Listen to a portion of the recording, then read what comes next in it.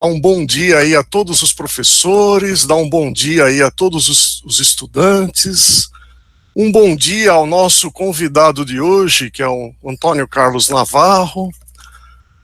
Esperamos que todos vocês estejam bem aí, com bastante saúde, né? E é com muita alegria, pessoal, que a gente está recebendo aqui o senhor Antônio Carlos Navarro, da IBM, né? Pessoal, o Navarro é nosso amigo já de longa data, né, por conta da parceria acadêmica que a USCS tem com a IBM, né. Navarro, eu não vou dizer aqui quantos anos, né, a gente está junto aí nos projetos, né, mas, Navarro, mais uma vez eu queria agradecer aí a tua atenção, o seu apoio, a sua disponibilidade, né, em estar aqui com a gente no dia de hoje, né? Pessoal, o Navarro, só algumas informações a respeito do currículo dele, né? Ele é formado em Física, Engenharia, com MBA na área de Marketing, e ele hoje atua lá na IBM como evangelista de soluções cognitivas da IBM. Então ele tem, assim, uma experiência grande, né, na área de inteligência artificial e técnicas de deep learning, né? Então, pessoal, antes de dar a palavra para o Navarro, né, eu gostaria que vocês dessem uma salva de palmas virtual aí, todo mundo aí no chat, uma salva de palmas aí virtual, né, em agradecimento ao Navarro, tá legal, pessoal? É isso aí, então, vou passar a palavra agora ao Navarro, mais uma vez agradecemos a ele, e boa palestra para todos aí, bom evento para todos. Obrigado, hein, pessoal, obrigado. Olá a todos, agradeço as palavras carinhosas do professor Aparecido. Na verdade, a gente realmente trabalha há bastante tempo junto, eu tenho um carinho especial pela USCS. Nós começamos com projetos acadêmicos há bons anos atrás, né, professor? Sem dúvida, sem dúvida. E desse projeto acadêmico saíram excelentes profissionais, alguns deles, inclusive, trabalham comigo até hoje dentro dessa linha de inteligência artificial, e são profissionais, tecnicamente, de ótima reputação e ótimo desempenho dentro da IBM. Então, eu posso dizer que dentro dos projetos acadêmicos que eu já trabalhei, esse com a USCS foi um dos que melhor nos trouxe resultado. E em função das pessoas, com o professor Bogmar, com o professor Aparecido, pessoas que vestem a camisa, amam o que fazem e gostam de trazer tecnologia e inovação para os seus currículos e para os seus alunos. Então, é um prazer estar aqui hoje com vocês, falando sobre inteligência artificial. A ideia é que a gente tem aqui nessa sessão um início de conversação, né? Porque é um assunto de muita profundidade, de muitos recursos, de muitas nuances. Então a gente começa hoje com uma apresentação básica que acho que para quem não conhece nada do assunto vai poder trazer um pouquinho de luz e vai poder nos levar adiante nas próximas conversas, nos próximos encontros virtuais ou presenciais, espero que em breve presencial também, sobre o assunto, né? Meu nome, então, Antônio Carlos Navarro, estou falando aqui hoje como um profissional técnico que conhece o assunto e pode ajudá-los a entender um pouquinho mais como que a inteligência artificial está sendo aplicada às nossas vidas e ao mundo de negócios, e quais são os requisitos básicos para ela, né? Bom, eu queria começar conversando com vocês, dizendo por que vocês devem se interessar por esse assunto, né? Vocês estão aí estudando, se formando, alguns se especializando, porque a inteligência artificial hoje é algo que me interessaria e faria com que eu buscasse conhecer um pouquinho mais profundamente esse tipo de assunto. Bom, vocês devem ter ouvido falar que a gente está vivendo um momento de disruptura. E por disruptura, entendam aquilo que pode interromper um determinado ciclo. Assim como lá atrás a energia elétrica mudou completamente a vida das pessoas e a vida das empresas, as tecnologias que têm surgido atualmente, como inteligência artificial, impulsionada por comunicação 5G, impressão 3D, blockchain e diversas outras, estão criando um momento altamente propício a uma grande disrupção, tanto na maneira como a gente vive, quanto na maneira como as indústrias operam e entregam produtos para o mercado. Isso tem sido dito pelos principais CIOs, pelos principais entendedores e analistas de tendências de mundo, né? Por exemplo, o CIO da Apple diz que nunca antes o futuro ofereceu tantas possibilidades que podem mudar o mundo. E por isso que a gente ouve, inclusive, de falar em indústria 4.0 como sendo um momento onde a indústria vai mudar da maneira como ela operava no século passado para uma maneira completamente nova e diferente, né? Alguns preveem que as máquinas vão assumir a maioria dos empregos operacionais, e isso é algo que ainda está muito em discussão, é algo que muito tem que evoluir. Mas o que é certo é que a gente precisa ter pessoas formadas com esse novo conhecimento, né? Você não traz uma nova tecnologia simplesmente virando uma chave e a partir de amanhã ela está no ar.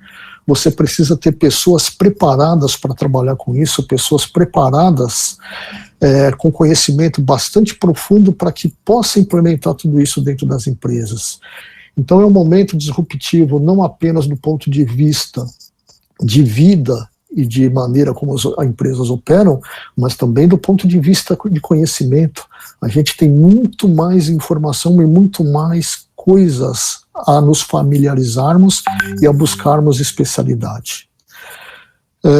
Pediria para vocês, se tiverem alguma pergunta, postarem no chat, a gente vai respondendo durante a apresentação ou até depois, ao final, tá ok? O professor Aparecido também está a postos aí para me ajudar com isso. Perfeito, Navarro, perfeito. Essa economia cognitiva, então, ela exige novas capacidades, e tanto o governo quanto empresas e universidades estão correndo atrás disso, né?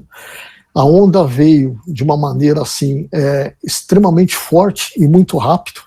O mercado não estava preparado para isso. Existe uma falta ainda muito grande de profissionais que saibam trabalhar com esse tipo de solução, que saibam programar e que entendam negócios para aplicar corretamente essas novas técnicas.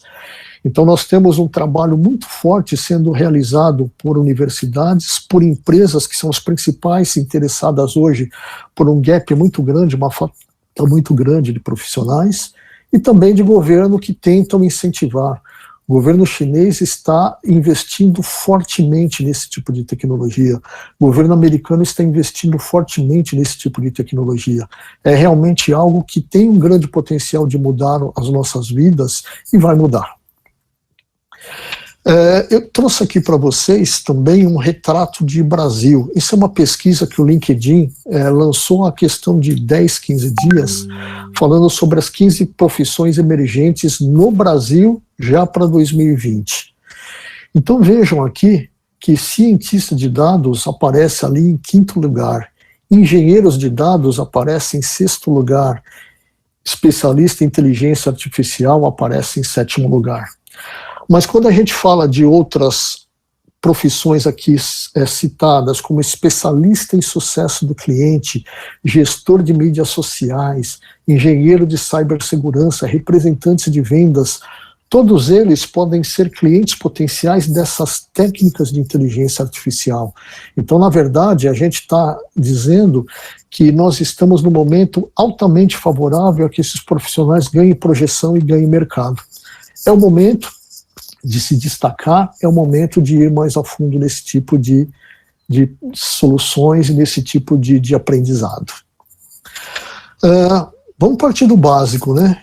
O que vem a ser inteligência artificial, então? A gente ouve muito falar isso. Se vocês quiserem colocar no chat aí o que vocês pensam quando a gente fala em inteligência artificial, o que vem à cabeça? Agradeço se puderem participar via chat. Vamos lá. O que vem à cabeça com essa palavra?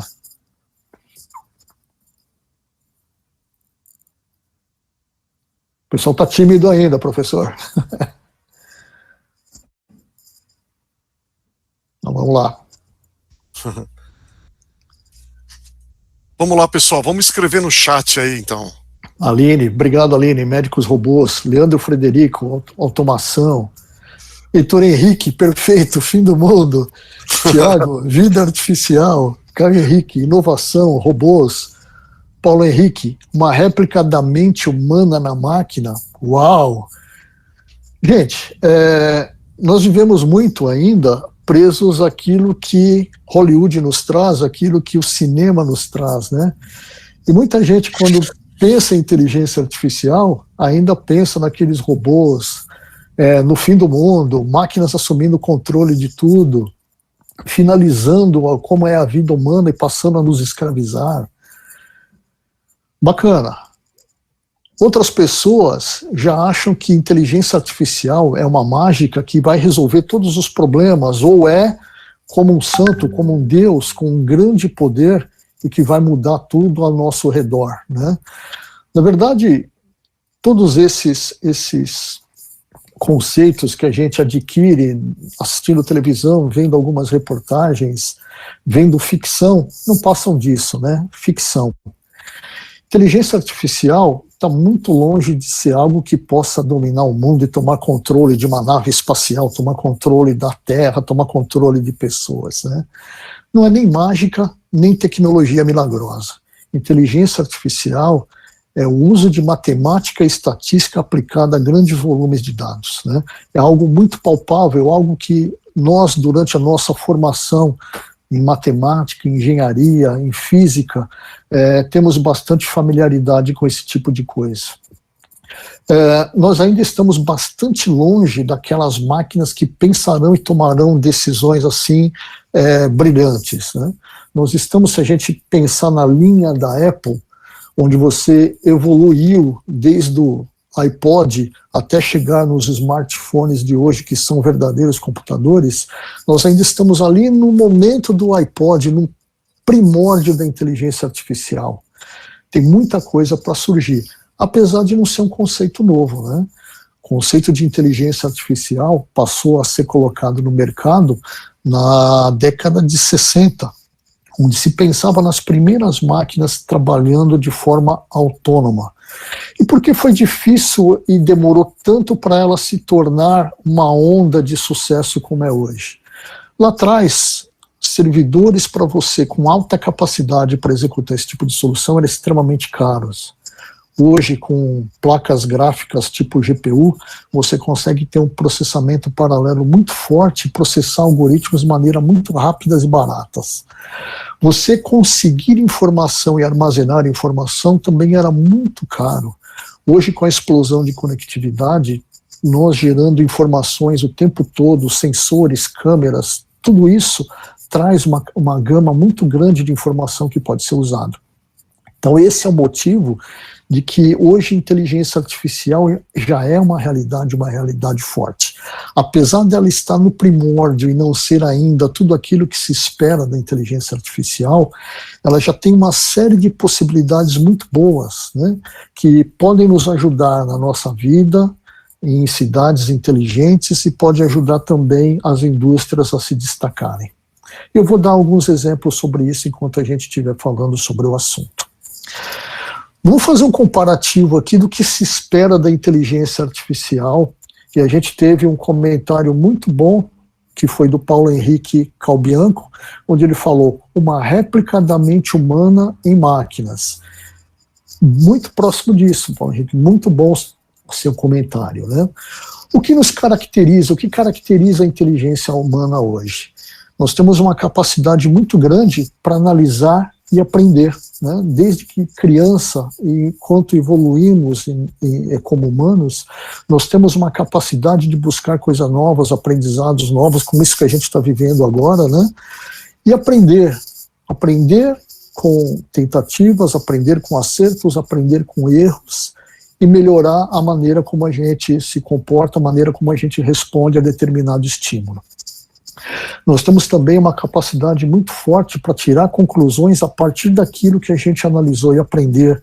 Acho que isso é uma das grandes características humanas, né? O poder de tirar conclusões, a partir daí tomar decisões e até explicar essas decisões que a gente toma. Então, isso são os pontos que caracterizam a nossa inteligência, a maneira como a gente se comporta na análise de determinadas informações e situações. E como nós interagimos com o mundo, né?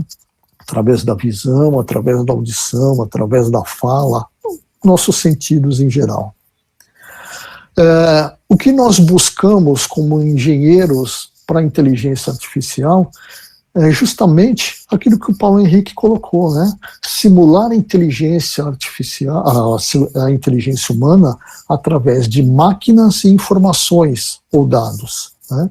Então a gente quer que as máquinas tenham capacidade para analisar e aprender continuamente, que elas possam tirar conclusões desses aprendizados e dessas análises que ela fez, de forma que ela possa tomar decisões, mas que também possam explicar essas decisões, que não seja uma caixa preta, algo fora de controle. E como essas máquinas se reportam ao mundo, né? Elas interagem com o mundo através de robótica, execução de ações, reconhecimento visual, ou seja, capacidade de enxergar e analisar imagens, ou reconhecimento de voz, capacidade de entendimento de texto, análise de tom, análise de empatia. Tudo isso é extremamente importante para que ela possa interagir com nós humanos e tornar essa convivência o melhor possível. Então são características que nós buscamos trazer para dentro da inteligência artificial. E isso é um trabalho que já evoluiu muito, mas como eu disse para vocês, é uma estrada de uma jornada muito longa que vai aumentar e vai crescer muito nos próximos anos ainda. É importante quando a gente fala de inteligência artificial, nós tirarmos aquele receio das pessoas que o cinema nos trouxe, de que as máquinas vão dominar o mundo, que as máquinas vão escravizar as pessoas, que as máquinas vão eliminar empregos em massa. Na verdade, as pessoas que estão imbuídas hoje em trabalhar com inteligência artificial, elas estão criando uma ética da inteligência artificial, de forma que a gente possa trazer essa inovação com impacto positivo e com o mínimo de impacto negativo que uma nova tecnologia poderia trazer. Pelo fato de nós estarmos iniciando todos e trabalhando fortemente naquilo que a gente pode atender com esse tipo de tecnologia, é o momento certo para conhecer mais, entender como isso vai afetar nossas vidas e como a gente pode tornar isso de maneira extremamente ética. Hoje nós, ao acessarmos a web, já recebemos uma série de anúncios que a inteligência artificial entendeu por algo que a gente procurou, por algo que a gente clicou, que é do nosso interesse. Hoje, quando nós buscamos um empréstimo no banco, tem inteligência artificial julgando se eu serei capaz de pagar aquele empréstimo ou não. Ou seja, ela está entrando na nossa vida, ela está trazendo coisas diferentes para a nossa vida, e é extremamente importante que essa ética exista para que a gente possa entender onde não afetar de forma negativa a nossa vida, né? Vocês já ouviram falar que várias eleições foram alteradas no seu rumo em função do uso de inteligência artificial para influenciar pessoas. Isso é algo negativo. Eu acho que as pessoas não podem perder essa sua capacidade de análise, essa sua capacidade de entendimento. É importante também dizer aqui a diferença principal entre quando algo é muito favorável ao humano e quando é algo muito favorável a máquinas, né? A IA, ela se destaca bastante na coleta de dados, em analisar dados estruturados e não estruturados, executar tarefas repetitivas e lidar com tarefas rotineiras. Nós, humanos, somos muito bons e insubstituíveis em lidar com situações ambíguas, né? Aquelas situações onde você tem mais de uma possibilidade e você vai ter que, racionalmente, dentro daquilo que você tem no seu coração, tomar algumas decisões. Decisões não lógicas. lidar com humanos. Há pouco tempo eu estava conversando com um grupo de médicos mostrando uma solução onde você consegue fazer análise de imagens de raio-x através de inteligência artificial para trazer um diagnóstico. E esses médicos tinham um certo receio de que esse tipo de tecnologia iria substituir empregos. O que eu deixei claro para eles é que não, né? Alguns anos, quando eu, professor Aparecido, éramos garotos, íamos ao médico, ele mal tinha ali o aparelhinho que ele media a pulsação, media a batida de coração, olhava a garganta, mas ele não tinha equipamentos e tecnologia para analisar fortemente determinadas doenças, né? Hoje, se você for a um hospital, se você for a um médico, ele não te pedir um raio-x, não te pedir um exame especializado, você vai falar, poxa, esse médico não existe. A mesma coisa está acontecendo com a inteligência artificial quando a gente traz para a área médica, né? Ela está voltada para ser mais uma ferramenta de apoio aos médicos, aos radiologistas, aos profissionais de saúde. Ela não visa de maneira alguma substituí-los, até porque quem deve tomar decisão e colocar a chancela do que está sendo prescrito são os médicos. É apenas mais uma ferramenta. E esse tipo de ferramenta, até com apoio virtual, enquanto nós estivermos falando com o médico, o computador vai estar ouvindo, transformando aquilo em rotinas de busca e trazendo feedback para o médico de algo que ele possa colocar no tratamento. Tudo isso vai ser rotineiro daqui a uns anos e a gente vai imaginar como quem não usa aquilo estando completamente fora do trabalho. Tem uma pergunta da Nayara. Há construção em algum órgão internacional desse código de ética? Nayara, isso tem sido discutido e vem sendo discutido por empresas e por governos no mundo todo. A própria lei de proteção de dados é uma variante disso, né, porque inteligência artificial ela se baseia muito em informação de dados. E o que é ético ela poder acessar da sua informação? Isso é algo que está em discussão. A própria IBM, na sua antiga vice-presidente ou presidente, a Ginny Rometty, vocês podem acessar isso na web, ela trabalha fortemente e tem participado de todos esses tipos de discussão. É algo que realmente todos os governos que estão mergulhando na inteligência artificial de forma responsável estão preocupados em trabalhar. Se a gente pegar a inteligência artificial agora e dividir ela em pedacinhos, a gente pode ter 3 grandes grupos aqui, tá? O primeiro grupo é aquele de interação e entendimento, como ela conversa com nós humanos ou até entre máquinas, né? Então, aquilo que se chama de processamento de linguagem natural é exatamente essa maneira como a gente se comunica, com gíria, com gestos, é algo que tem evoluído muito dentro do aprendizado de computador para que ele possa se comunicar. Quem é do tempo lá do professor Aparecido, que acessava o saldo no banco e ouvia a URA, gaguejando a sua conta, quanto você tinha de valor, e hoje acessa alguns tipos de serviços virtuais, vai ver que houve uma grande evolução. A IBM tem um exemplo de inteligência artificial com comunicação natural através do Watson, que está sendo bastante utilizado no mundo, inclusive pela Bradesco, a BIA do Bradesco é baseada nessa linguagem natural do Watson, e evoluiu imensamente, ainda tem muito para evoluir. Extração de informações através de imagens, através de vídeos, chatbot para conversação, visão computacional, tudo isso são maneiras dela ter uma interação entre humanos e entre máquinas. Não sei se vocês já tiveram a oportunidade de ver no YouTube o projeto Debater da IBM. A IBM tem colocado computadores para debaterem com humanos e até computadores para debaterem entre si. Lá nos Estados Unidos é muito comum, até nas escolas, terem alunos que começam a aprender a debater desde muito novos e analisam profundamente um assunto e tentam trocar ideia e debater com outros, como a CNN está fazendo agora também, trazendo pontos de vista diferentes e tentando dar para o público toda a ideia do que possa ocorrer. E esse projeto da IBM, ele visa justamente que as máquinas possam aprender, inclusive, enquanto estão conversando com os humanos, e usar tudo isso que ela está aprendendo depois para debater com eles mesmos. Então, tem sido um projeto que tem avançado imensamente. Lá na parte de baixo, robótica e sistemas especialistas, né?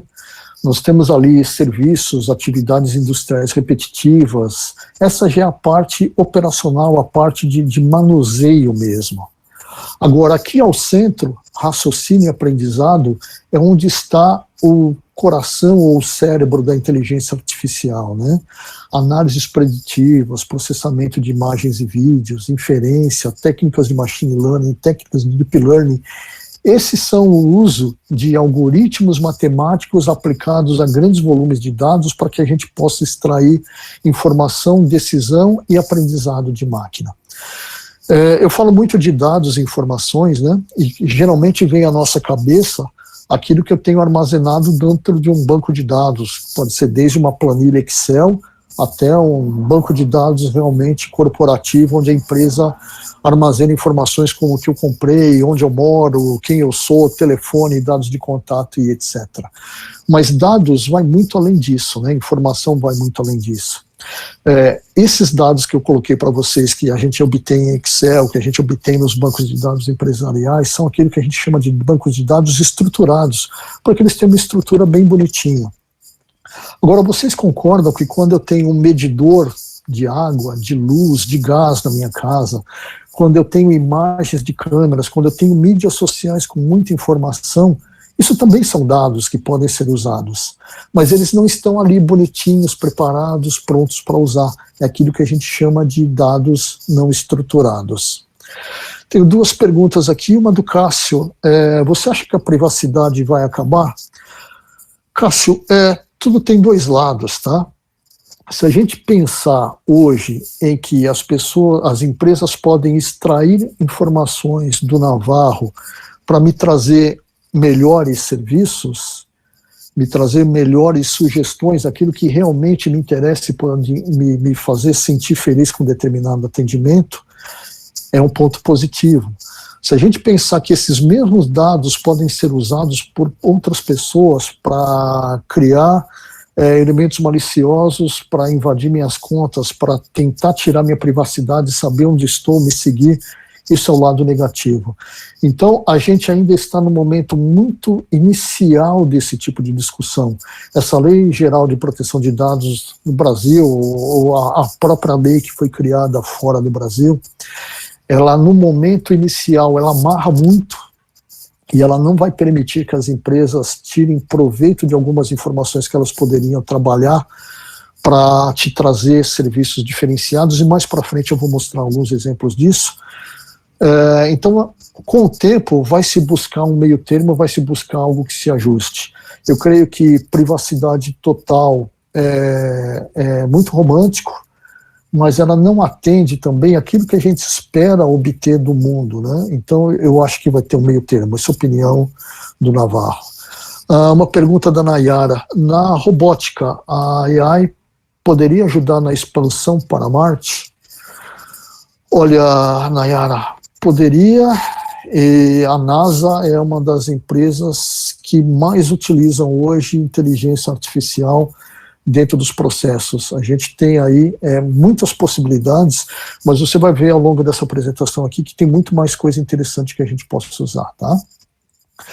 Bom, vamos mergulhar um pouquinho mais naquele centro no coração da inteligência artificial e vamos dar uma visão simples de machine learning, embora não exista visão simples, né?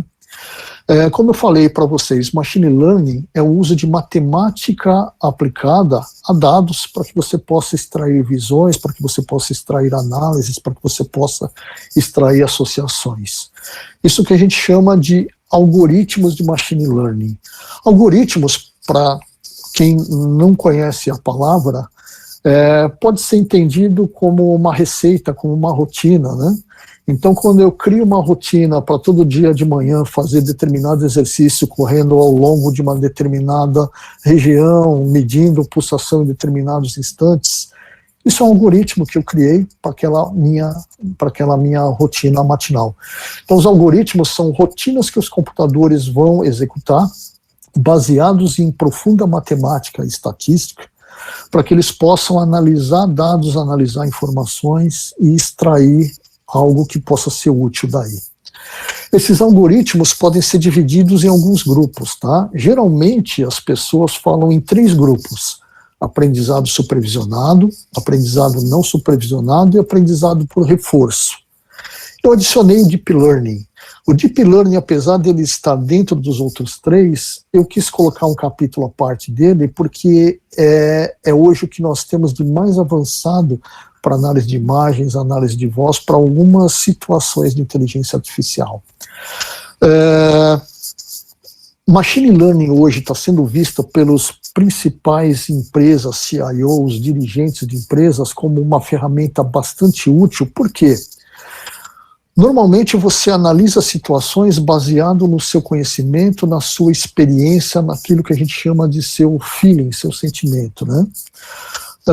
Mas a gente hoje está no mundo de mudanças muito rápidas de padrão de comportamento, de competitividade, e além disso, é difícil das pessoas acompanharem todas as mudanças sutis que podem acontecer, até pelo acúmulo de informação. Os algoritmos de machine learning, eles estão ajudando essas empresas a fazerem uma análise muito mais profunda, que vão além daquilo que eu conheço para poder fazer perguntas. Elas conseguem por si só buscar informação numa área massiva de dados. Vou dar alguns exemplos para vocês aqui, acho que vai ficar mais claro à medida que a gente vai falando e mostrando exemplos, tá? Vou começar pelo aprendizado supervisionado. Esse é bastante simples, né? Eu tenho uma série de variáveis de entrada, e para essas variáveis sempre vai acontecer uma determinada saída. Isso é um histórico que eu tenho durante a minha vida de trabalho. Por exemplo, eu sei que se a pessoa está trabalhando, recebe um salário X e as despesas dela chegam até 30% do salário dela, ela tem capacidade de pagar um determinado empréstimo. Então a gente está trabalhando com o conceito de que, olha, essa pessoa está empregada, essa pessoa tem salário X, as despesas delas estão em cerca de 30%, então ela tem facilidade de pagar um empréstimo. Toda vez que a análise bater numa pessoa com essas mesmas variáveis de entrada, salário, emprego, uso de 30% do que ela pode pagar, você vai ter uma saída associada dizendo, pode fazer um empréstimo de até X para essa pessoa. Então, isso é uma maneira de você decidir através de um aprendizado supervisionado. E, como eu disse, eles são bastante utilizados hoje para previsão, né? Já que eles se planejam através de algo que já aconteceu, eles aprendem com aquilo que aconteceu e associam que vai acontecer novamente. E eles trabalham principalmente com dados rotulados, ou seja, aqueles dados que eu já disse o que eles fazem e o que eles entregam no final. Alguns exemplos de uso disso, né? Como eu disse no exemplo utilizado, previsão de possibilidade de pagamento de um empréstimo, previsão de reivindicações fraudulentas de seguro. É possível você aprender que determinadas situações podem compor uma fraude, previsão de pontos de falha de máquinas, de equipamentos, em função daquilo que vem acontecendo ao longo do tempo. Um exemplo interessante que nós temos como IBM, e eu posso colocá-lo a público porque foi informado pelo cliente, foi autorizado pelo cliente, é esse case da Gazprom. É uma empresa perfuradora de petróleo, ela tem uma meta de bastante agressiva de criação de novos poços a todo ano, e ela vive um ponto de desequilíbrio muito grande com acidentes ao longo da perfuração, né? Apesar do conhecimento dos engenheiros, apesar de todas as técnicas que eles trabalham de modelagem de geofísica, ainda era muito grande a ocorrência de acidentes. Eles passaram a monitorar, então, algumas situações dentro do poço que está sendo perfurado. Temperatura, pressão, cortes longitudinais, e a partir daí eles passaram a analisar todas essas informações que são obtidas em tempo real na perfuração do poço e conseguiram predizer com muito mais facilidade a ocorrência de algo que poderia levar a um acidente. Com isso, eles conseguiram salvar vidas humanas, conseguiram evitar a paralisação e interrupção de 75% das perfurações. E cada uma dessas interrupções custava milhões de dólares para a empresa. Cada uma dessas vidas perdidas, além de imagem, causava o prejuízo de milhões, além do impacto familiar dos funcionários. Então aqui é o aprendizado supervisionado, aplicado na prática de uma maneira muito simples para trazer solução para a vida das pessoas. Já o aprendizado não supervisionado, eu tenho as diversas variáveis de entrada, mas eu não sei o que vai sair. Né? Então não é como pegar a foto de um cachorro e passar por uma inteligência artificial, ela analisar uma imagem e dizer, aqui tem um cachorro. Aqui, na verdade, o que vai se buscar é extrair dessa grande quantidade de informação padrões, associações, agrupamentos que a gente não consegue fazer simplesmente com o nosso conhecimento ou com técnicas simples matemáticas. Varejo, mercado hoje, você tem inúmeras situações onde o comportamento muda o tempo todo, a situação de competitividade muda o tempo todo, o preço muda o tempo todo.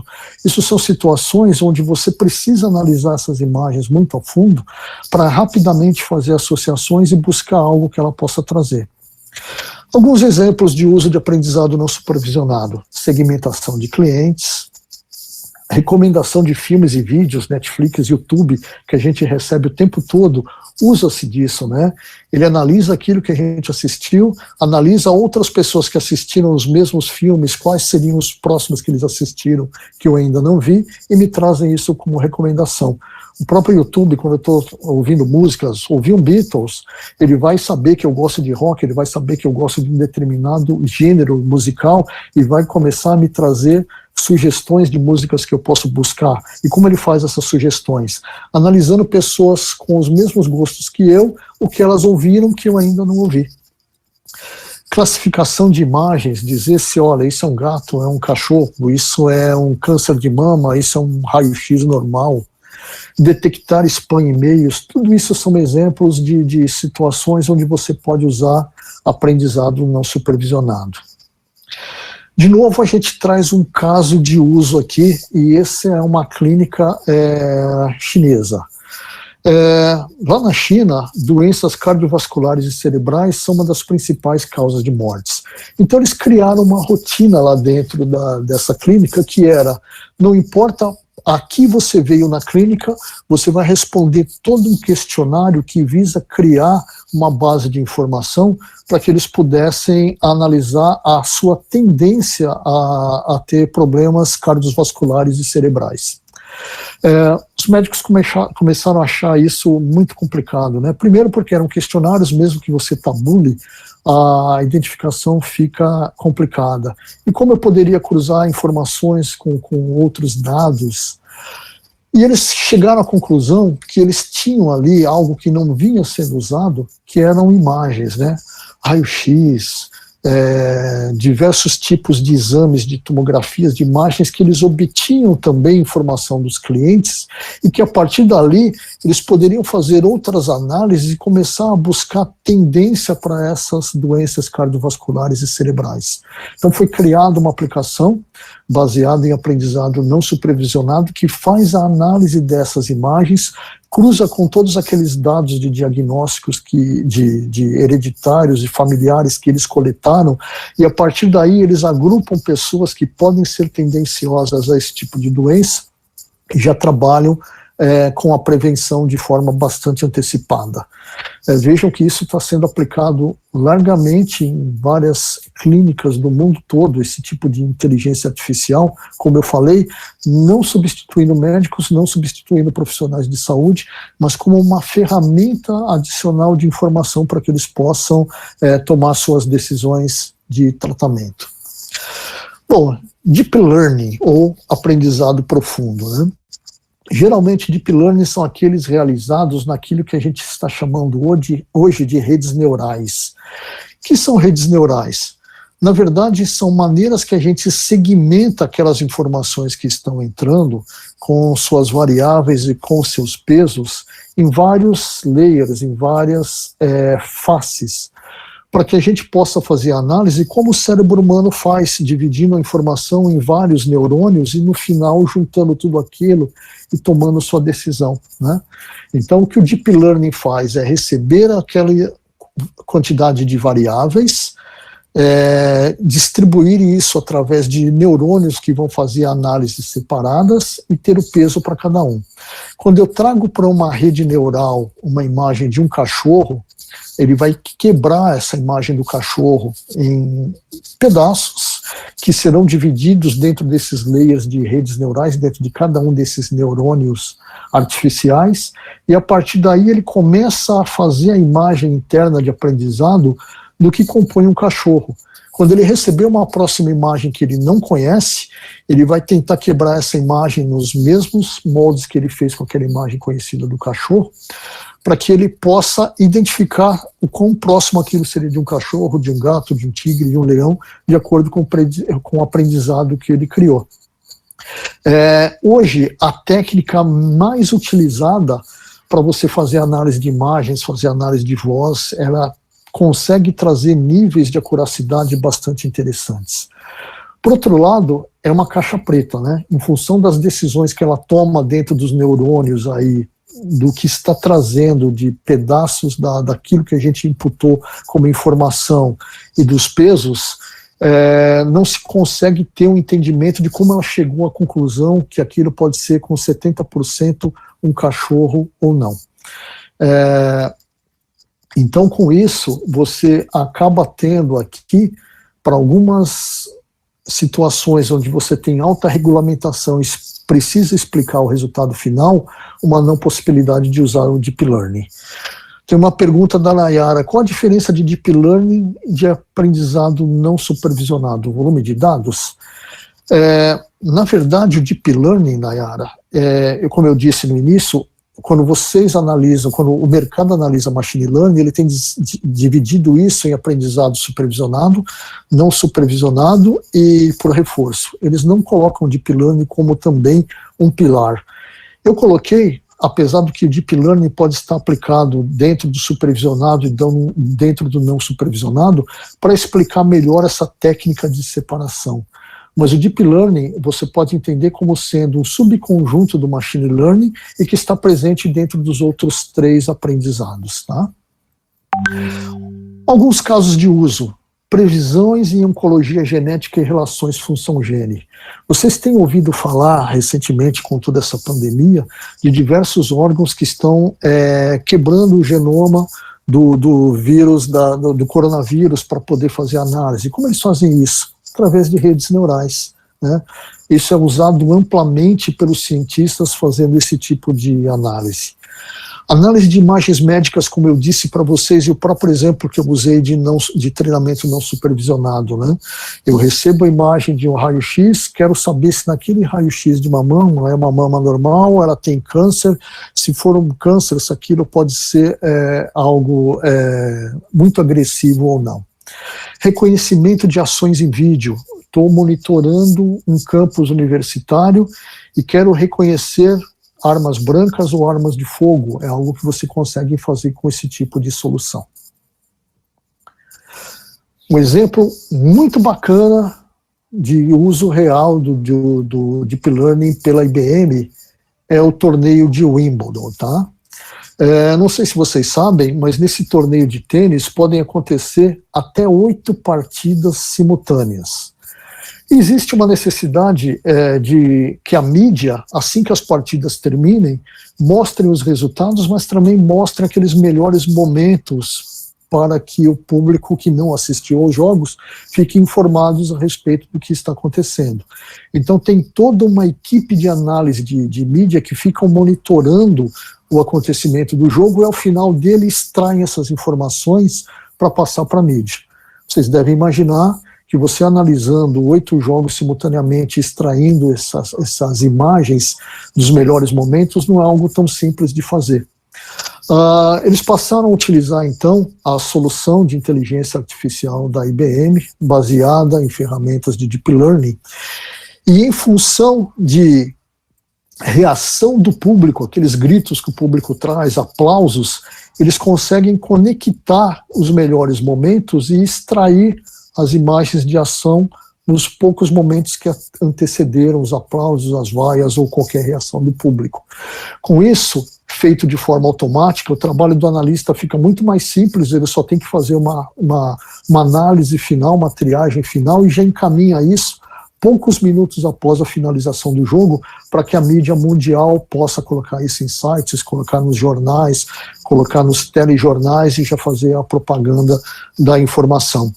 Essa mesma inteligência também, ela extrai o scout da partida. Então ela consegue ver quantos aces o jogador fez, ela consegue extrair quantos saques ele deu, quantos saques dele foram quebrados, na verdade, uma série de ações em função do jogo e trazer o scout final para uma análise da mídia.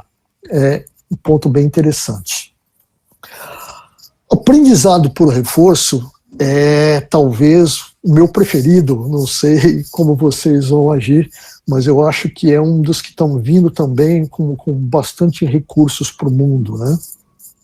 E que tem um grande impacto futuro na nossa vida. Por que eu digo isso? Bom, primeiro, porque esse é o tipo de aprendizado que estão dentro dos games, né? Ele é um aprendizado feito baseado em recompensas e punições. Ganhei uma vida, perdi uma vida, ganhei um prêmio dentro do jogo que eu estou evoluindo. Então você tem ali um aprendizado em função daquilo que você está se direcionando e se você vai ser premiado ou não. É como treinar um cachorro, né? Eu quero que um cachorro aprenda a sentar. Se ele sentar adequadamente, ele recebe ali um biscoitinho, uma recompensa. Se ele não sentar adequadamente, ele vai ter uma punição para que ele aprenda da próxima vez. É importante aqui a gente não ter tendência do cachorro ficar sentado o tempo todo esperando pela bolacha. A mesma coisa que acontece com a inteligência artificial, tem que ser programada de maneira adequada para isso.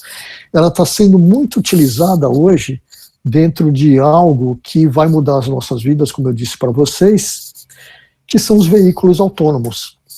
Então hoje, como os carros estão aprendendo a dirigir sem motorista, aqueles que já estão trabalhando nisso, não sei se vocês têm acompanhado esse tipo de tecnologia, esse tipo de solução, mas é tentativa e erro, né? Então ele vai correndo por uma pista segregada, vai sendo monitorado aquelas imagens, e à medida que ele faz algo errado, tem a punição do ponto de vista de pontuação para o scout da aplicação. Quando ele acerta, tem pontuação positiva. Então, a partir daí, ele vai aprendendo que ele tem que andar numa reta, como ele faz a curva sem sair fora da pista, que ele tem que parar em determinadas sinalizações, que ele tem que parar em determinados obstáculos. Isso é algo que está evoluindo muito forte. Também é utilizado nesses robôs que fazem compras e vendas de ações, nesses robôs que participam de licitações públicas. Então, é um aprendizado em função de situações corretas e incorretas, mas que pode trazer depois uma solução já preparada com todo esse aprendizado, porque ela passou, bastante interessante para uso na vida humana. Exemplo real, novamente, utilizando aquilo que a IBM traz para o mercado, tá? Já ouviram falar no Mayflower?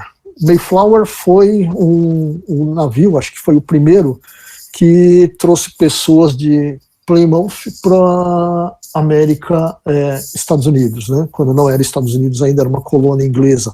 Ele trouxe os primeiros peregrinos, e isso aconteceu em setembro de 1620, ou seja, completa 400 anos agora em 2020.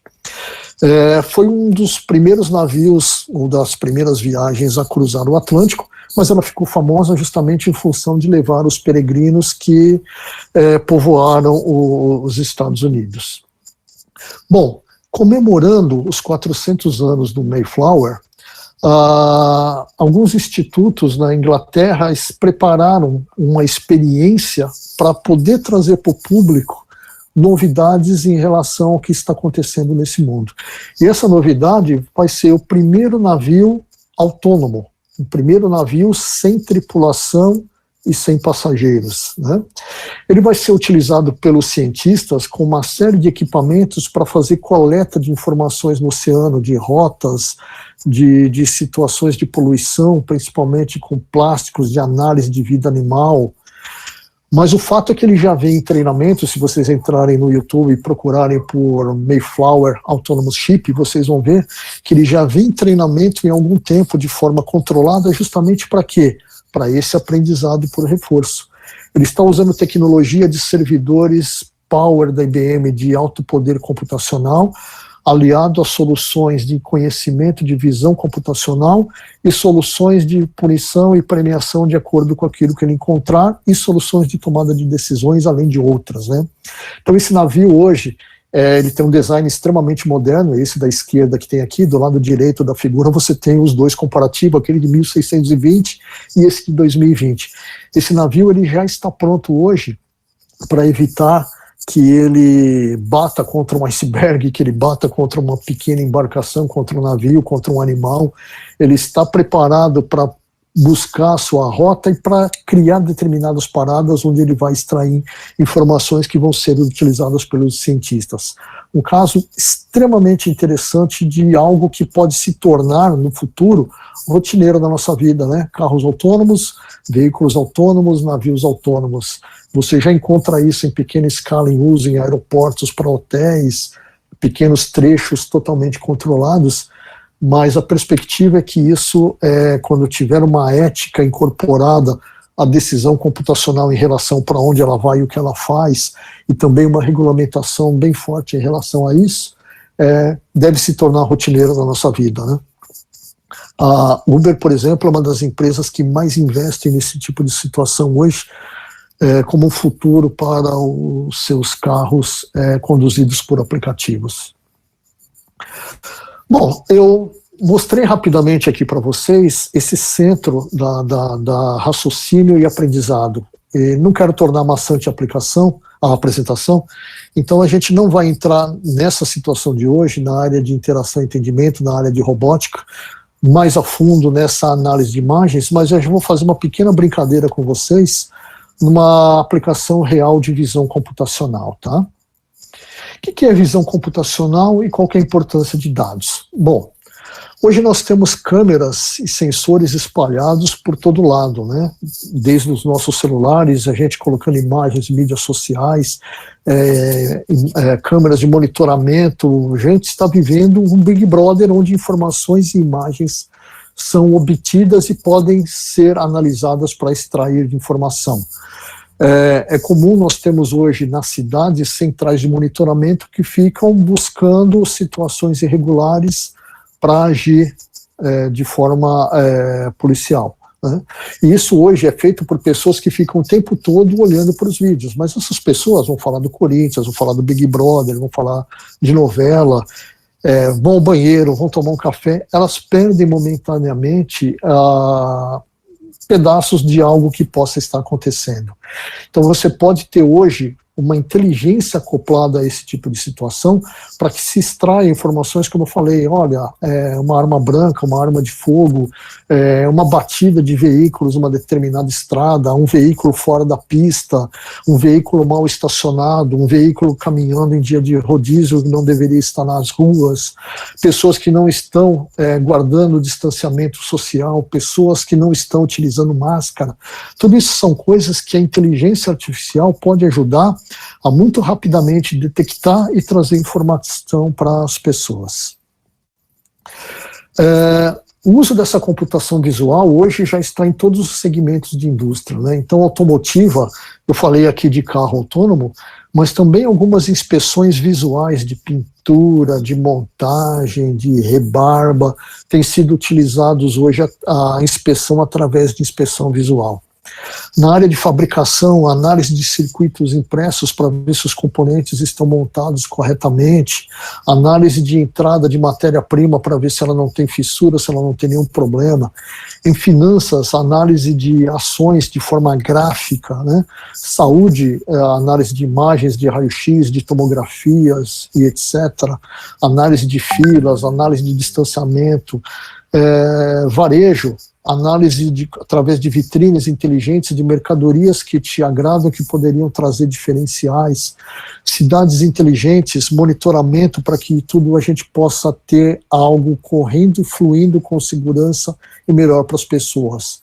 O uso da computação visual já está entre nós, né? É uma implementação de inteligência artificial e já acontece em diversos segmentos. Esse aqui é um exemplo de varejo, né? Lembra que eu falei de monitoramento ao longo de uma loja? Então, quando você entra numa loja, eu não preciso necessariamente saber quem você é. Eu não preciso invadir sua privacidade e saber que você é a Nayara, é o professor Aparecido, é o Leandro. Eu simplesmente posso atribuir um ID para a sua pessoa física, que a imagem passa a reconhecer, e ela te acompanha no decorrer da loja. No final do dia, o que ela faz? Ela cria um mapa de calor por onde os clientes andaram, e ela vai me mostrar, olha, eu tenho aqui do lado esquerdo uma área fria, ninguém está indo ali, acho que não tem nada de interesse, melhore a arrumação da sua loja. Ou olha, esse lugar aqui está tendo um acúmulo de pessoas, tem muita coisa aqui de interesse, tente criar uma área maior ou dividir. Do lado direito, o vestuário, né? Ele pode analisar o seu vestuário e a partir daí trazer sugestões para a vendedora ou até através de um terminal, um computador, te mostrar algo que possa te interessar, jogar para o seu celular e etc. Sem saber quem você é, sem quebrar sua privacidade, apenas pelo seu link de internet sendo computado. Supermercado, análise se tudo que está sendo passado pela esteira passa pelo código de barras, análise de tamanho de filas, e, de novo, sem quebrar a privacidade das pessoas. Análise de feições humanas, estou triste, estou neutro, estou alegre, isso pode me levar a entender se determinado atendimento está sendo bom ou não. Isso evoluiu bastante ao longo do tempo, né? Houve um tempo que a criança de 3 anos de idade detectava um pássaro melhor do que qualquer computador, e isso não faz tanto tempo assim. Hoje os humanos têm uma taxa de erro na análise de imagem, e um humano com uma boa visão, de cerca de 5%. É uma ótima taxa de análise, tá? Com machine learning, ou seja, aquelas técnicas de machine learning aplicadas à análise de imagens, a gente chegava a 25% de erro no reconhecimento de objetos, o que é extremamente grande. Agora o Deep Learning conseguiu chegar, técnicas de Deep Learning aplicadas à análise de imagens, a apenas 3%, melhor do que um humano consegue fazer com uma vista extremamente boa. Então a gente hoje pode ter com segurança Deep Learning aplicado à análise de imagens, extraindo informação de maneira bem acurácia, de maneira bem precisa, digamos assim. Como ele faz essa análise, né? Na verdade, ele é um computador. Como ele vai fazer essa análise de imagem para poder chegar à conclusão que aquilo é um pássaro, ou um gato, ou um cachorro? É aquilo que a gente faz através de matrizes de vetores. O que os algoritmos fazem é receber essa imagem, quebrá-la em numerais, algoritmos que vão ser aplicados em matrizes, e a partir dessa análise de matrizes ele faz comparação e consegue dizer, olha, essa matriz que você inseriu nessa nova imagem se aproxima muito da matriz que eu aprendi que é uma zebra. E eu posso dizer para você com 70% de segurança que essa imagem é uma zebra, ou com 80% que essa imagem é um gato. Então não é mágica, não é algo divino, é simplesmente análise matemática aplicada à informação, aplicada à análise de dados. Aline, hoje pela manhã vi uma matéria falando sobre a tecnologia que está ajudando para identificar onde tem aglomeração. Perfeito, Aline. A própria cidade do Rio de Janeiro já tem usado isso de um parceiro nosso chamado Cyberlabs. É uma solução bem interessante, onde ele consegue verificar aglomerações e também distanciamento entre as pessoas, sem saber quem as pessoas são, sem quebrar a privacidade de ninguém. Identificado por 3 cores, verde boa condição, laranja distanciamento, 1 metro. Isso, é como essa solução hoje trabalha fazendo a identificação.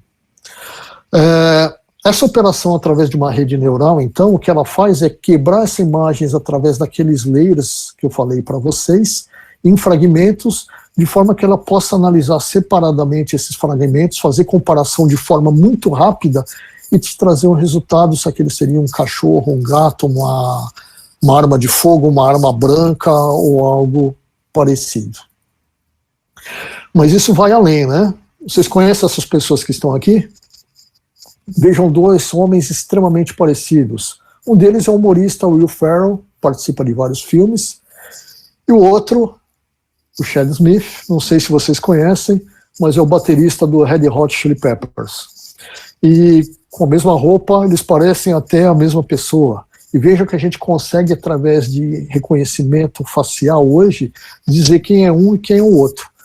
Vejam que a gente tem ali dentro do nome deles, ao lado do nome deles, um percentual. O que significa esse percentual?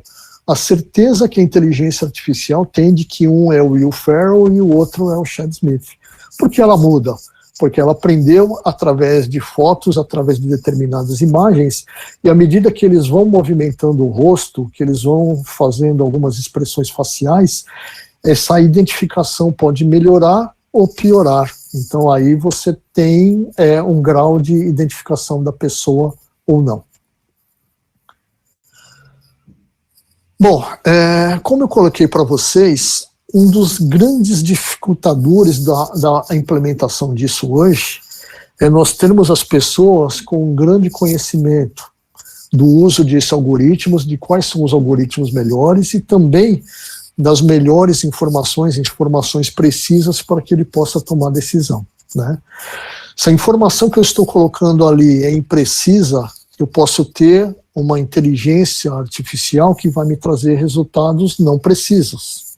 Se ele é tendencioso a uma determinada situação, se os dados que eu coloquei são tendenciosos a uma determinada situação, ele pode chegar à conclusão errônea de que tudo é daquela maneira. Por exemplo, se eu treinar um algoritmo de Deep Learning para reconhecimento de gato e só treiná-lo com imagens de gatos, na hora que eu colocar um tigre, um puma, um leão, muito provavelmente ele vai dizer que é um gato, porque gato é a única coisa que ele aprendeu, né?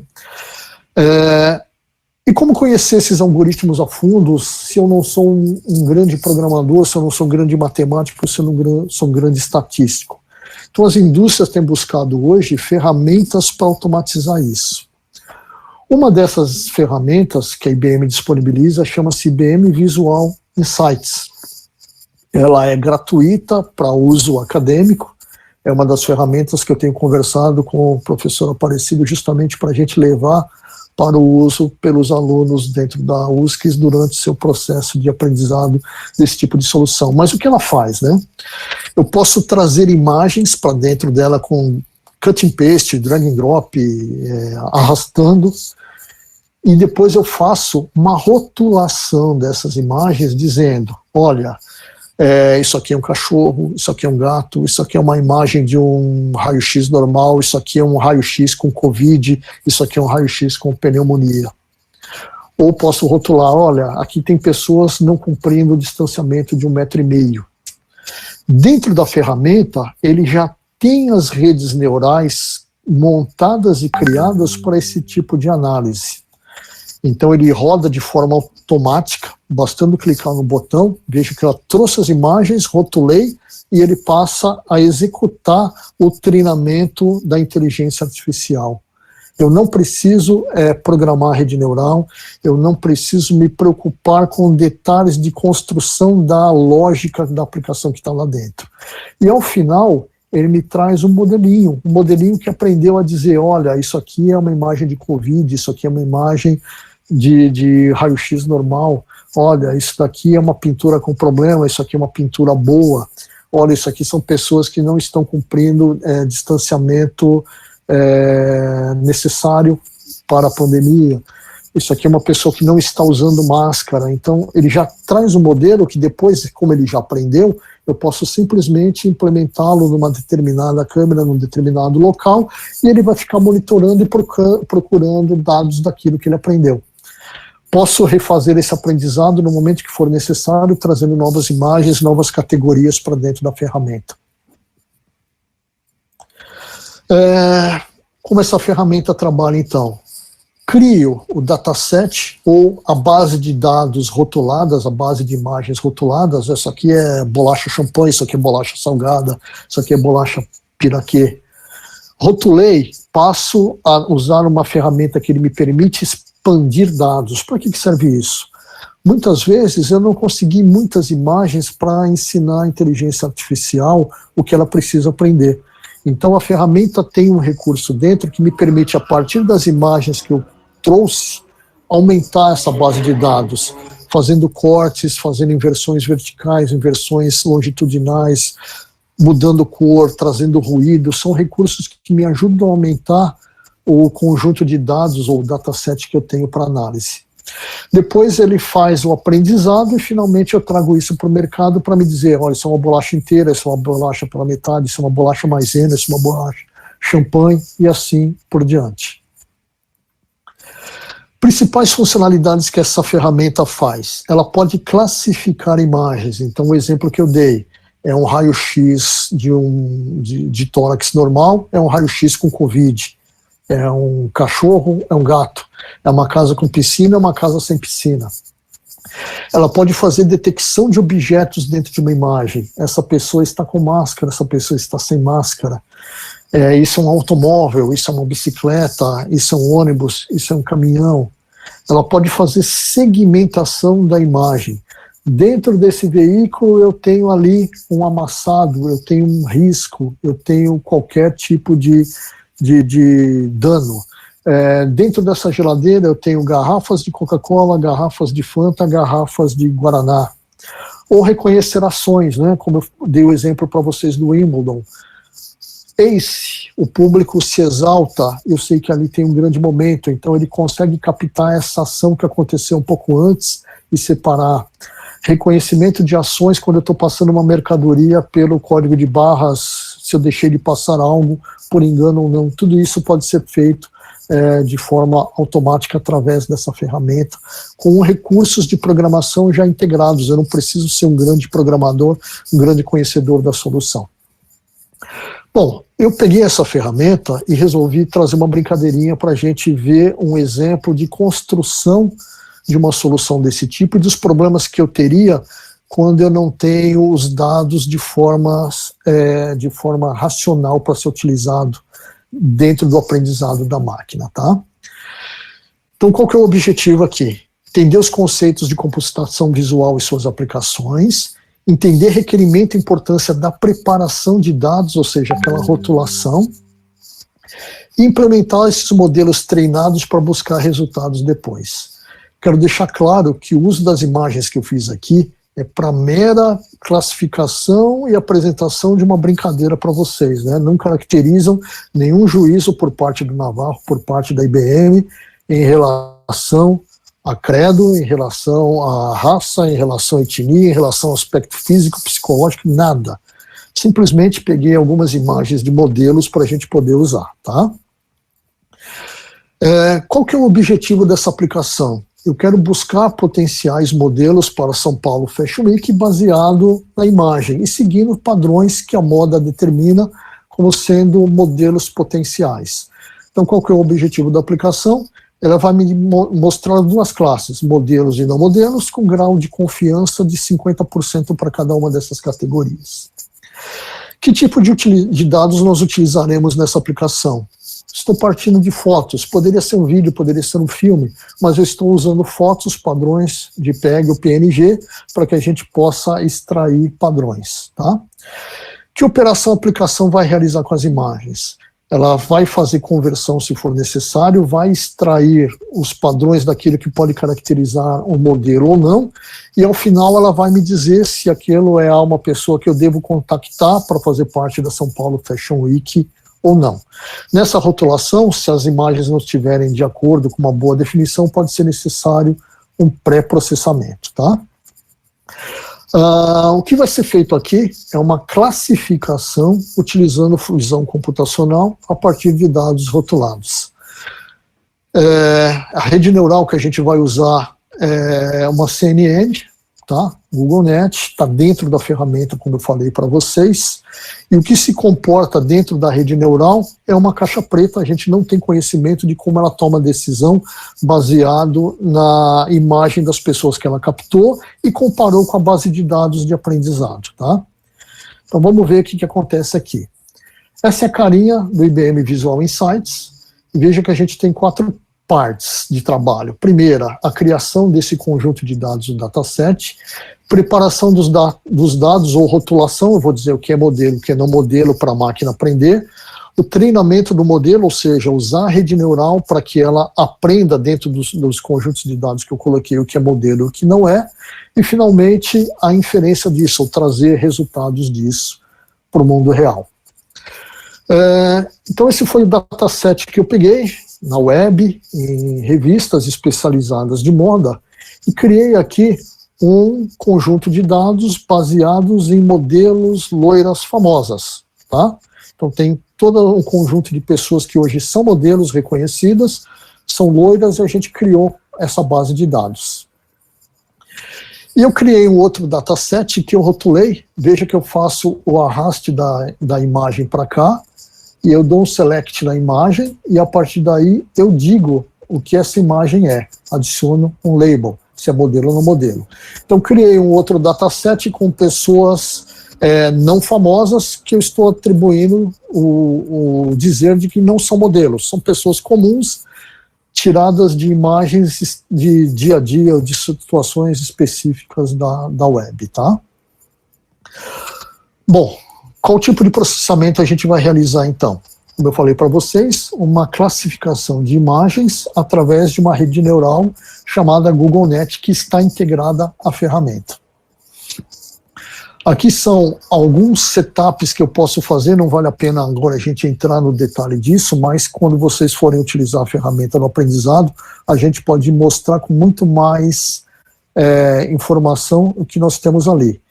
Se vocês tiverem perguntas, por favor, podem colocar via chat, tá? Tema do Gabriel. A IA consegue reconhecer comportamentos típicos e atípicos? Consegue sim, Gabriel. Eu tenho até uma situação que eu estou trabalhando, onde o que a gente está buscando é situações de violência, e ela vai detectar violência e soltar um informativo, né? Ela pode checar, sem entrar na privacidade de quem é a pessoa, por ações dela ou por maneira dela gesticular e trabalhar, se aquilo poderia ser uma ação agressiva ou não. Então, sim, é possível, e é algo que está evoluindo bastante também. Bom, uma vez que eu entrei aqui com a rede neural e com as especificações de quantas vezes eu quero treinar, eu dou um clique em treinar e veja que o modelo começa a ser treinado. Então ele vai me mostrando quanto ele consegue chegar em acuracidade, em precisão do treinamento, em quantas vezes ele teve que fazer um recall, qual a precisão que ele conseguiu para cada uma das categorias que eu criei, se é modelo ou não modelo, e ele me mostra aqui alguns dados em relação à realização do treinamento, perda de treinamentos que ele teve que executar e perda de teste que ele teve que reexecutar. Então é algo bastante interessante do ponto de vista de informação. E aqui eu já mostro para vocês a etapa final, que seria a inferência, né? Então veja, óbvio, Gisele Bündchen foi vista aí como modelo com praticamente 100% de certeza, e assim também para outras famosas como Carolina Kurkova, Olga Dmitrieva e outras. Sempre importante, quando você faz a preparação dos dados, separar o conjunto que você vai treinar a máquina do conjunto que você vai testar depois. Por quê? Se eu for testá-la com o mesmo conjunto de dados que eu usei para treinar, é óbvio que ele vai conseguir acertar. Então, normalmente, a gente faz uma separação dessa base de dados, tá? E aqui algumas pessoas classificadas como não modelos. Veja que a gente tem uma pessoa ilustre ao final, né? Classificada com 99% de certeza como sendo não modelo. Perfeito, Navarro, perfeito. Professor, eu acho que a máquina errou aqui, ela precisa de um treinamento mais adequado, tá? Perfeito, Navarro. Mas eu tive um problema, e vocês notaram qual foi o problema quando eu criei a solução? Se quiserem colocar no chat, eu agradeço. Digam aí, o que vocês acham que eu errei na minha preparação de dados?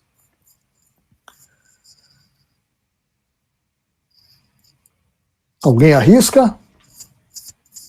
Além do fato dela não reconhecer o professor Aparecido como modelo, o que mais eu errei na minha preparação de dados?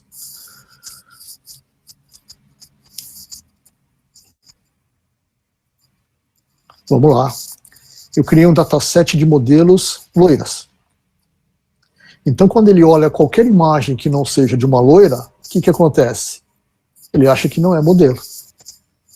Então, a gente tem aí aquilo que a gente chama de viés, ou de modelo tendencioso. E é isso que eu queria mostrar para vocês. Importância da preparação de dados. Se eu não coloco os dados que contemplam todas as situações, a máquina pode aprender e inferir algo que não é a melhor situação. Veja que a gente tem, usando esse modelo, essas pessoas de cima sendo classificadas como modelos potenciais, e hoje elas não são modelos conhecidas, e por outro lado a gente tem na parte de baixo as pessoas que são modelos conhecidíssimas que são classificadas como não modelo.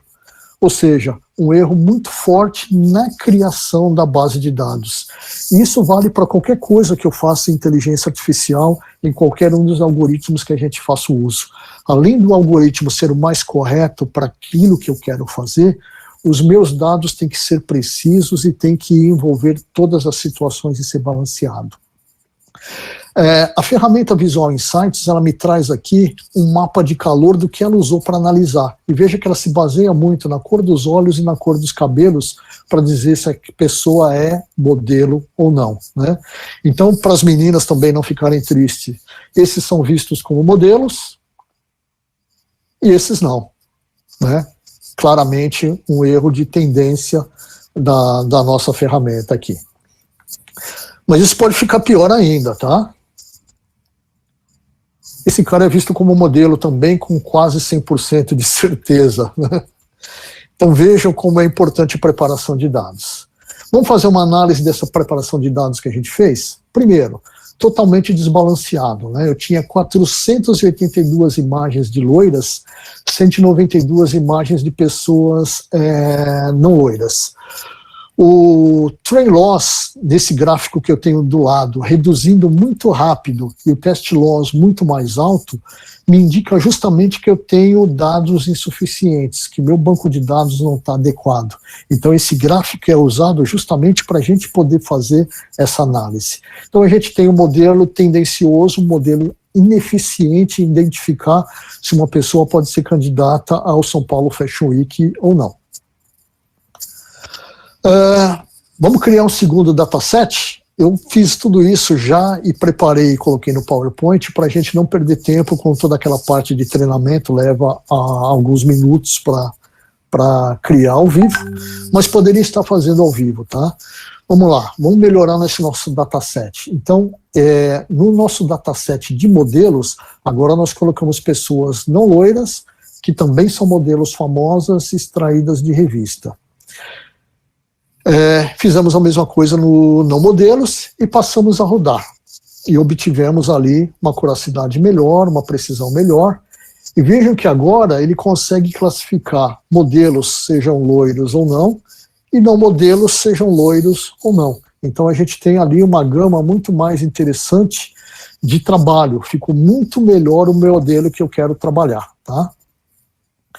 Análise dos resultados. Está bem mais balanceado, eu tenho 448 imagens de modelos e 447 de não modelos. O train loss, não sei se vocês viram aqui, mas ele ainda permanece bem baixo comparado com o test loss. Então ainda tem uma quantidade de dados insuficiente para a gente ter um modelo totalmente pronto para trabalhar. Eu preciso trazer muito mais imagens. Mas o tendenciamento a loiras foi removido, né? Essa aqui é o artifício que a ferramenta tem, que eu mostrei para vocês, que ela me permite aumentar a quantidade de dados. Então eu posso incluir cor, posso incluir ruído, posso incluir cortes, posso fazer movimentos horizontais, movimentos verticais, e numa situação como essa, onde eu tenho uma base de dados pequena, eu posso usar esse artifício justamente para melhorar, chegar aí a 3.000, 5.000 imagens, que já passa a ser razoável para um treinamento de Deep Learning. Espero que vocês tenham entendido aqui a importância da preparação dos dados. E eu sumarizo essa importância das preparações de dados usando o modelo potencial, né? Quando nós fizemos o primeiro teste, nós vimos que ele era classificado como não modelo, aquele primeiro modelo onde eu só tinha loiras separadas de não loiras. Esse modelo potencial era visto como não modelo. Nessa situação, veja que eu já enganei a inteligência artificial e ele passa a ter praticamente 90% de certeza de que essa pessoa é modelo. Por quê? Era um modelo tendencioso a analisar loiras. Quando eu fiz novamente o treinamento, mesmo com essa foto de loira, essa pessoa já não é mais vista como modelo, com 99% de acuracidade. Vejam a importância da preparação de dados. Lição aprendidas, né? Essas redes neurais, elas são gigacompliance, ou seja, garbage in, ou seja, entrando com dados ruins, garbage out, eu vou ter dados ruins na saída, né? Posso, inclusive, numa determinada situação, colocar uma foto de uma vaca, ele não aprendeu o que é vaca, e ele vai achar que aquela foto de vaca é o modelo. Gente, essa inferência que essa ferramenta traz pode ser traduzida nessa linha de API que eu mostrei para vocês, que pode ser levada para o celular. Então eu posso ter treinado na ferramenta uma aplicação que vai reconhecer imagens de raio-x para ver se são raio-x normais, se são pneumonia, se são Covid, e eu posso pegar essa API criada e trazer para dentro de um celular, de um iPhone, de um iPad, e a partir daí eu posso fazer a inferência lá. De forma muito rápida, através de um celular, eu tiro foto de um raio-x e ele vai me trazer, na minha telinha do celular, uma classificação se aquele raio-x baseado no treinamento que ele fez pode ser entendido como Covid, como pneumonia ou até como normal. Aqui o benefício da ferramenta, ele torna simples o uso de imagens de IA, já que eu não preciso saber programação a fundo, é uma solução de ponta a ponta, eu consigo fazer toda a gama de reconhecimento e ela funciona também com vídeos, tá? Eu posso selecionar um vídeo, reconhecer ações no vídeo, e é uma arquitetura pronta para trabalhar dentro das empresas. De forma muito rápida e superficial, eu passei por alguns pontos para vocês aqui hoje, né? O que é inteligência artificial, o que é computação visual, o que é a importância de dados. Espero que vocês tenham, para quem não conhecia nada, aprendido um pouquinho. Para quem já conhecia o assunto, espero que vocês tenham visto novas possibilidades de trabalho. Eu procurei trazer isso de forma bastante prática, mostrando casos reais, né? Fica muito mais fácil da gente enxergar a tecnologia através de casos reais. E a partir de agora a gente abre para perguntas, caso vocês queiram utilizar a solução. Podem entrar em contato posteriormente. Eu espero que em breve a gente faça um trabalho com a USCIS no uso dessa ferramenta aplicado à análise de imagens e outras ferramentas de machine learning e programação também. E à disposição para vocês. Professor? Ok, Navarro, mais uma vez gostaríamos de agradecer a sua apresentação, a sua atenção, né? Pessoal, antes de abrir aí para perguntas, não saiam da apresentação, por gentileza, porque ao final vocês vão, por favor, colocar o número de matrícula, tá? Para gente anotar a presença de vocês, né? Então fiquem até o final da apresentação para a gente conseguir colher a presença de vocês. Então agora, pessoal, a gente gostaria de abrir aí para perguntas, se tiver alguém que quer aproveitar aí a experiência do Navarro, né, a atenção dele com a gente. Eu também queria dizer para vocês que os professores que de alguma forma trabalham com inteligência artificial ou que usem inteligência artificial em suas disciplinas, né? O Navarro se colocou à disposição aí para nos ajudar, para nos apoiar, né? Nós temos uma parceria com a IBM, nós podemos trabalhar em conjunto, como aliás já fizemos, a gente já faz isso de longas datas aí, há muitos anos atrás, a gente já desenvolveu projetos junto com a IBM, né? E também alunos que eventualmente vão fazer algum trabalho de TCC, algum trabalho de conclusão de curso, algum projeto integrado, né? Que vejam a possibilidade de usar essa ferramenta que a IBM está disponibilizando aí pela parceria. É só vocês entrarem em contato com a gente. O Navarro, ele tem aí uma abertura muito grande com a gente, ele já se colocou à disposição aí para nos apoiar. Então fica aberto aí as possibilidades aí para projetos futuros, né? Então, eu queria agora abrir para perguntas. Eu também queria aproveitar, Navarro, antes de saudar aí os professores da pós-graduação, o professor Eduardo Oliva, toda a equipe lá da pós-graduação, que também eles estão muito interessados também em alinhavar projetos nessa área. Então, eu gostaria de agradecer também os professores da pós, né? Ok, então vamos abrir uns minutinhos agora para perguntas. Por gentileza, quem tiver alguma pergunta ou alguma curiosidade ou algum comentário, fiquem à vontade, por gentileza. Professor, já tem algumas perguntas no chat, mas antes eu queria me desculpar pela brincadeira. Só para a gente quebrar o gelo e poder aprender de uma forma mais divertida e virtual, né? Tem que manter nossa atenção e interesse. E como o cabelo faz falta, não é? Agora vamos lá, tem uma pergunta da Aline. Os aeroportos usam muita inteligência para identificar criminosos internacionais? Bem, Aline, a gente tem projetos com aeroportos que vão muito além de identificar pessoas, tá? Então existem projetos hoje para você fazer justamente a identificação de aglomeração, você fazer monitoramento de volume de pessoas para que você possa abrir mais estações de raio-x ou não.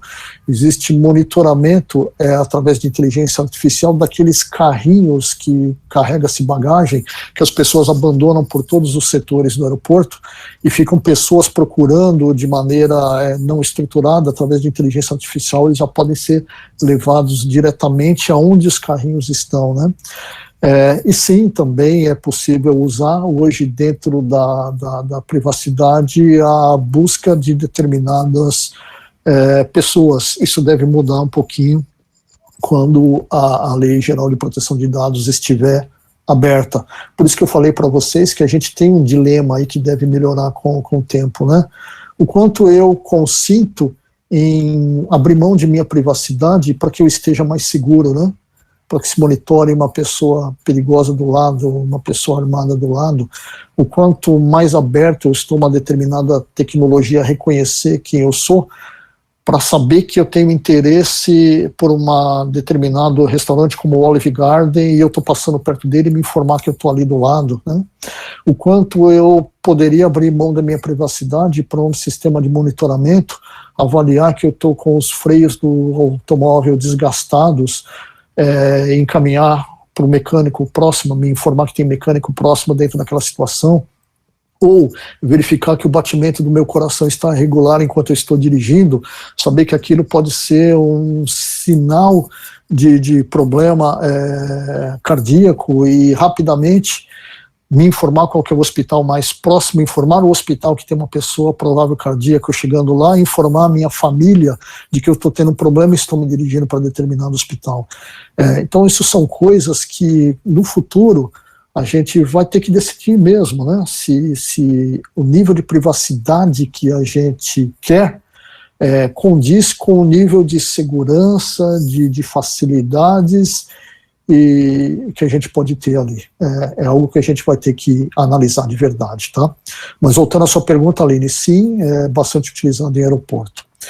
Nayara, como o AI pode ser utilizado para proteger a Amazônia? Excelente pergunta, Nayara. Hoje já tem várias ONGs trabalhando no sentido de captar imagens que hoje são criadas através de satélites, e você monitora hoje visualmente, e fazer esse monitoramento de áreas que estão perdendo, através de comparação de área desmatada, identificação para que os governos e as organizações mundiais possam discutir e tomar decisões a respeito. É bem possível, sim. Agradeço a todos aqui pelas mensagens. Fico satisfeito que vocês tenham gostado e agradeço bastante professor Aparecido, Bognar, todos os professores que participaram conosco, Longato, que nos ajudaram a poder estar aqui, vocês, inclusive, sacrificando uma boa parte da manhã de sábado. A apresentação foi longa, espero que não tenha tornado cansativa. Bem, professor, parece que não temos mais perguntas, mas fico à disposição, né, e inclusive para novas sessões, trazer novos aspectos e novos exemplos desse tipo de solução. Ok, Navarro, mais uma vez agradecemos a você pela sua atenção, agradecemos aos professores, o professor Milhel, professor Fábio, os professores da pós-graduação, agradecemos também a todos os alunos aí pelo interesse, né? E com certeza nós estamos abrindo aí uma frente aí para novos projetos, para novas inspirações nessa área da inovação, né? Então, encerrando aqui a nossa apresentação, pessoal, eu gostaria, por gentileza, que vocês colocassem aí o número de matrícula, tá, pessoal? Coloquem aí o número de matrícula, mas sem, pessoal, sem traços e sem ponto. Só coloquem apenas o número de matrícula, sem traço e sem ponto, tá ok? Porque o sistema já faz a captura do nome, então é só colocar o número de matrícula sem traço e sem ponto, tá ok? Muito obrigado a todos, Navarro, mais uma vez te agradeço. Bom final de semana a todos, fiquem bem. Fiquem bem, bastante saúde aí para todos, né? E muito grato aí. Coloquem o número de matrícula para a gente encerrar, então. Tchau para vocês. Tchau, Navarro. Um abraço. Um abraço. Tchau, tchau. Muito obrigado, pessoal. Obrigado. Um abraço. Tchau.